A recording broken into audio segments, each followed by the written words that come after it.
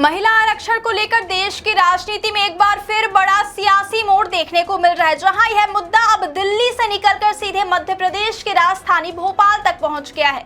लोकसभा में नारी शक्ति अधिनियम पर बनी सहमति के बाद यह विषय राष्ट्रीय बहस का बड़ा केंद्र बन गया है और अब इसका असर राज्यों की राजनीति में भी साफ दिखाई देने लगा है। इसी क्रम में मध्य प्रदेश सरकार ने इस ऐतिहासिक मुद्दे पर अपनी राजनीतिक और विधायी प्रतिक्रिया देने के लिए विधानसभा का विशेष सत्र बुलाने का फैसला किया है। क्या आपके बोरवेल में बार बार पानी की समस्या हो रही है? 30 किलो के लोकल पाइप दे रहे हैं धोखा, बार बार टूटते हैं और खर्च बढ़ाते हैं? तो अब भरोसा कीजिए न्यूट्रॉन केसिंग पाइप पर। एक्स्ट्रा मजबूत, लंबी उम्र के साथ अब बाजार में मिलने वाले 30 किलो के पाइप को करें बाय बाय और आज ही लगवाएं neutron 40 kg borewell casing pipe,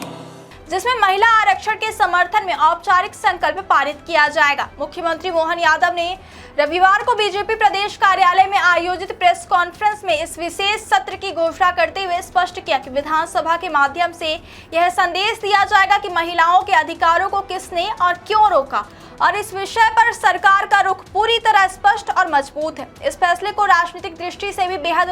महत्वपूर्ण माना जा रहा है, क्योंकि ऐसा पहली बार होगा जब संसद में लंबित या विवादित रहे किसी बिल को लेकर किसी राज्य की विधानसभा में विशेष सत्र बुलाकर उस पर आधिकारिक संकल्प पारित किया जाएगा।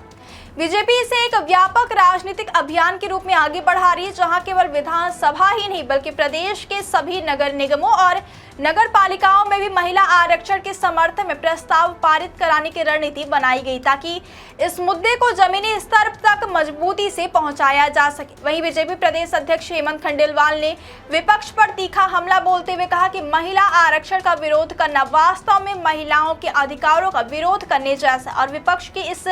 मानसिकता को जनता के सामने उजागर किया जाएगा। सरकार इस पूरे मुद्दे को केवल विधायी नहीं बल्कि जन आंदोलन के रूप में भी प्रस्तुत करने की तैयारी में है, जिसके तहत प्रदेश भर में बड़े स्तर पर राजनीतिक कार्यक्रम और जनसभाएं आयोजित की जाएंगी। मुख्यमंत्री मोहन यादव ने कांग्रेस पर निशाना साधते हुए कहा कि महिला आरक्षण का विरोध या उसे आगे न बढ़ने देना सीधे तौर पर महिलाओं के हक के खिलाफ जाना है और कांग्रेस समेत कई विपक्षी दलों की भूमिका इस मामले में सवालों के घेरे में है। उन्होंने यह भी कहा कि मध्य प्रदेश हमेशा महिलाओं के सशक्तिकरण के लिए सक्रिय भूमिका निभाई है और इसका उदाहरण राज्य प्रशासन में साफ देखा जा सकता है, जहां 17 जिलों में महिला कलेक्टर और 10 जिलों में महिला पुलिस अधीक्षक यानी एसपी जिम्मेदारी संभाल रही है, जो महिला नेतृत्व को लेकर राज्य की गंभीरता को दर्शाता है। इसी राजनीतिक माहौल के बीच बीजेपी अब इस मुद्दे को और तेज करने की तैयारी में है और इसके तहत राजधानी भोपाल में एक बड़ी आक्रोश सभा आयोजित की जा रही है, जिसमें प्रदेश सरकार की सभी महिला मंत्री, सांसद और विधायक शामिल होंगी। यह सभा महिला आरक्षण के समर्थन में शक्ति प्रदर्शन के रूप में देखी जा रही है, जिसका उद्देश्य जनता के बीच एक मजबूत राजनीतिक संदेश देना है।